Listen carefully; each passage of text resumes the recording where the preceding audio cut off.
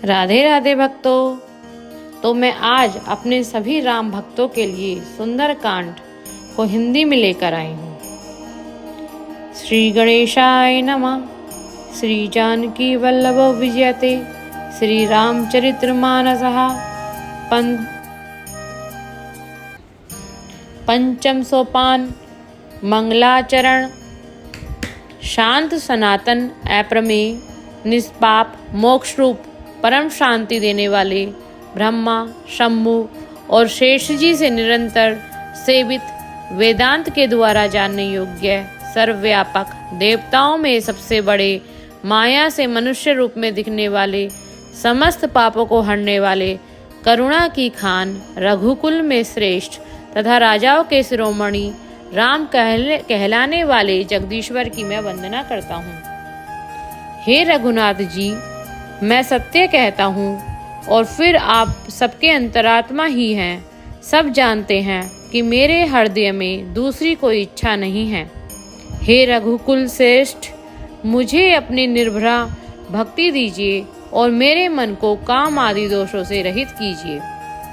अतुल बल के धाम, सोने के पर्वत, सुमेरु के समान कांतियुक्त शरीर वाले दैत्य रूपी वन को ध्वंस करने के लिए अग्नि रूप ज्ञानियों में अगण्य संपूर्ण गुणों के निधान वानरों के स्वामी श्री रघुनाथ जी के प्रिय भक्त पवन पुत्र श्री हनुमान जी को मैं प्रणाम करता हूँ। हनुमान जी का लंका को प्रस्थान, सुरसा से भेंट, छाया पकड़ने वाली राक्षसी का वध। जामवान के सुंदर वचन सुनकर हनुमान जी के हृदय को बहुत भाई। वे बोले, हे भाई, तुम लोग दुख सहकर कंदमूल फल खाकर तब तक मेरी राह देखना, जब तक मैं सीता जी को देखकर लौट ना आऊं। काम अवश्य होगा, क्योंकि मुझे बहुत ही हर्ष हो रहा है। यह कहकर और सबको मस्तक नवाकर तथा हृदय में श्री रघुनाथ जी को धारण करके हनुमान जी हर्षित होकर चले।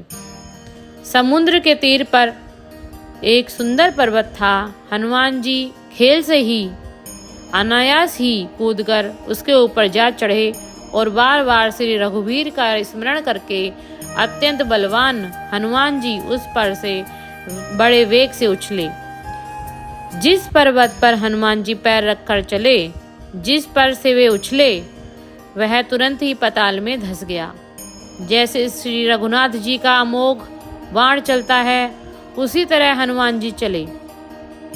समुद्र ने उन्हें श्री रघुनाथ जी का दूत समझकर मैनाक पर्वत से कहा कि हे मैनाक, तुम इनकी थकावट दूर करने वाले हो, अर्थात अपने ऊपर इन्हें विश्राम दो। हनुमान जी ने उसे हाथ से छू लिया, फिर प्रणाम करके कहा, भाई, श्री रामचंद्र जी का काम किए बिना मुझे विश्राम कहाँ। देवताओं ने पवन पुत्र हनुमान जी को जाते हुए देखा। उनकी विशेष बल बुद्धि को जानने के लिए, परीक्षार्थ करने के लिए उन्होंने सुरसा नामक सर्पों की माता को भेजा। उसने आकर हनुमान जी से यह बात कही, आज देवताओं ने मुझे भोजन दिया है। यह वचन सुनकर पवन कुमार हनुमान जी ने कहा, श्री राम जी का कार्य करके मैं लौट आऊं और सीता जी की खबर प्रभु को सुना दूं। तब मैं आकर तुम्हारे मुंह में घुस जाऊंगा, तुम मुझे खा लेना। हे माता, मैं सत्य कहता हूँ, अभी मुझे जाने दो। जब किसी भी उपाय से उसने जाने नहीं दिया, तब हनुमान जी ने कहा, तो फिर मुझे खा लो। उसने योजन भर 4 कोस में मुंह फैलाया। तब हनुमान जी ने अपने शरीर को उससे दूना बढ़ा लिया। उसने 16 योजन का मुख किया। हनुमान जी तुरंत ही 32 योजन के हो गए। जैसे जैसे सुरसा मुख का विस्तार बढ़ाती थी, हनुमान जी भी उसका दूना रूप दिखलाते थे। उसने 100 योजन 400 कोस का मुख किया।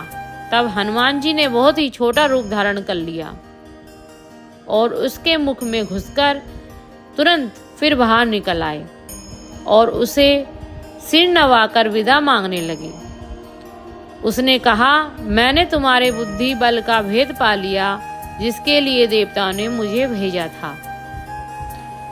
तुम श्री रामचंद्र जी का सब कार्य करोगे क्योंकि तुम बल बुद्धि के भंडार हो। यह आशीर्वाद देकर वह चली गई। तब हनुमान जी हर्षित होकर चले गए। समुद्र में एक राक्षसी रहती थी। वह माया करके आकाश में उड़ते हुए पक्षियों को पकड़ लेती थी। आकाश में जो जीव जंतु उड़ा करते थे वह जल में उनकी परछाई देखकर डर भाग जाते थे। उस परछाई को वो पकड़ लेती थी जिससे वे उड़ नहीं सकते थे और जल में गिर पड़ते थे। इस प्रकार वह सदा आकाश में उड़ने वाले जीवों को खाया करती थी। उसने वही छल हनुमान जी से भी किया। हनुमान जी ने तुरंत ही उसका कपट पहचान लिया। पवन पुत्र, धीर पुत्र, बुद्धिवीर श्री हनुमान जी उसको मारकर समुद्र के पार गए। वहां जाकर उन्होंने वन की शोभा देखी। मधु पुष्प रस के लोभ से भोरे गुंजा